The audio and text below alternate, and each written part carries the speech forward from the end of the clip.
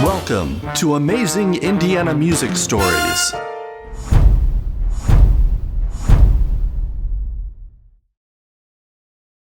My earliest musical memory is probably from jam sessions at the house.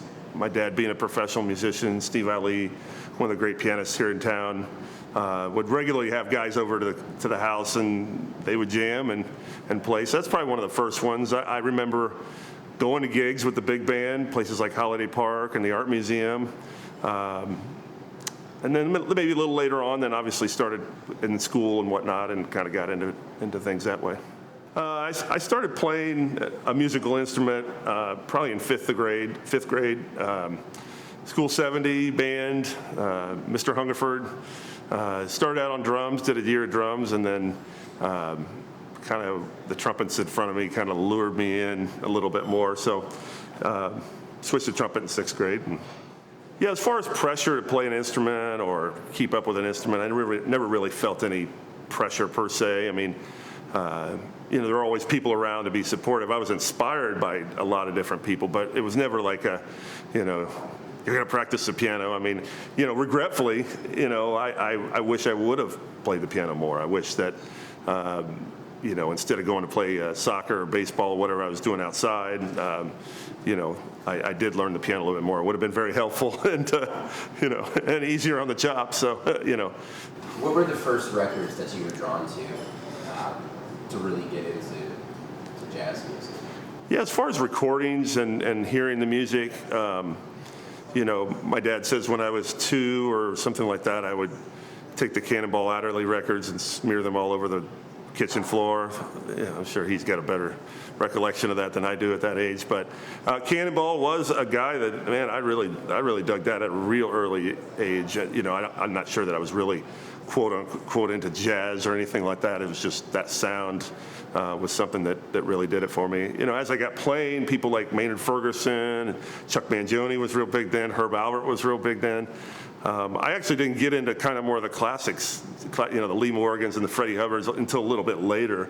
There was a lot of people that were, playing the trumpet. It's a physical instrument, and so, people like Maynard, at the time he was killing it and had a great band, and so I was definitely drawn to that.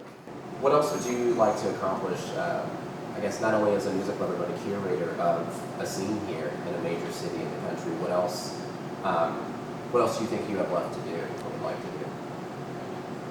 Well, as far as, kind of what my next goals are and what I'd like to kind of accomplish, I think that it's still important for us to help present newer artists, give them an opportunity to do kind of special projects. We're in a kind of a unique spot. We're not, the club, it actually has to have a draw. The show itself has to have a draw in order for it to work financially and otherwise for everybody. There's some clubs where, they set them up on the bandstand and people kind of trickle in and out.